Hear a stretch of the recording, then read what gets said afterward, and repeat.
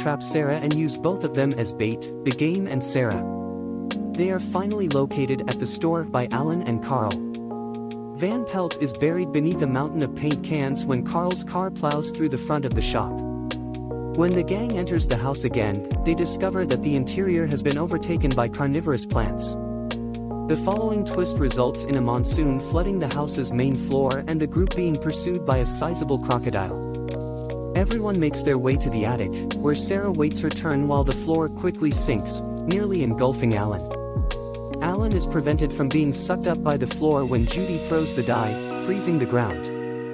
When Peter rolls next, some enormous spiders materialize out of nowhere.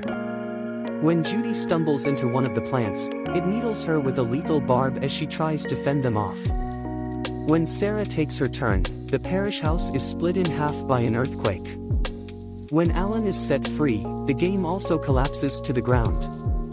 When Van Pelt shows up, Alan has managed to regain control of the game and is about to take his turn. Alan misplaces his dice.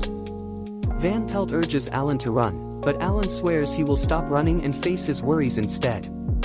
The dice are finished rolling as he finishes, and Alan's piece lands in the middle of the board. Van Pelt requests Alan's parting remarks. All the animals and creatures, including Van Pelt himself, are drawn back into the game as Alan cries out the game's name as Alan and Sarah embrace. Shut their eyes. When they open eyes once more, they are once again in Alan's home's parlor in 1969. Sam Parrish returns to retrieve a speech that he neglected while a noise is heard close. Alan apologizes for what he said before his father departed and goes to give his father a bear hug. Sam accepts Alan's apology and decides not to expel him. He also accepts blame for Carl's prototype sneaker being stuck in the manufacturing equipment. Alan becomes anxious about Judy and Peter when Sam departs. He is informed by Sarah that they do not yet exist. The game is then taken by the two, loaded down, and thrown into a nearby river. Then, after expressing her concern to Alan that their journey seems to be fading from her memory, Sarah chooses to kiss him in appreciation for his courage. The movie's epilogue takes us back to 1995. After getting married, Alan and Sarah are now expecting their first child. While his mother and father are away on a holiday, Alan is on the phone with his father while a Christmas party is being hosted at the Parrish house. Carl is at the gathering.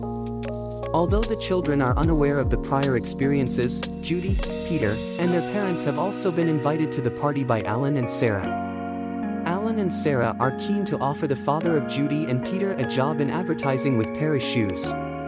The parents, however, agree that they should postpone accepting until after their anticipated skiing holiday in the Canadian Rockies. Sarah and Alan both simultaneously exclaim, "No."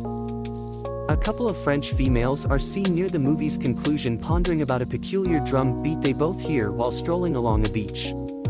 A few yards in front of them, the Jumanji board game lies concealed in the sand.